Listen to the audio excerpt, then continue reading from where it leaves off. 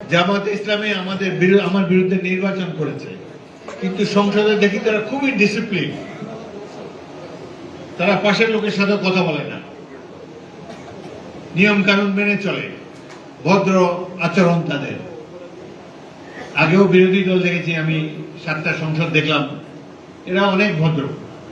শুধু একসময় আমাদের মিত্র ছিল, এখন ক্ষমতায় যাওয়ার আশা হয়েছে, সেজন্য বিরোধী দল করছে। সকলের সাথে সদ্ভাব রেখে চলে। বাংলাদেশে যেখানে যাই হোক, লালমোহন তজুমুদ্দিন যেন শান্তির দ্বীপ হিসাবে গড়ে ওঠে, এটাই আপনাদের কাছে কামনা।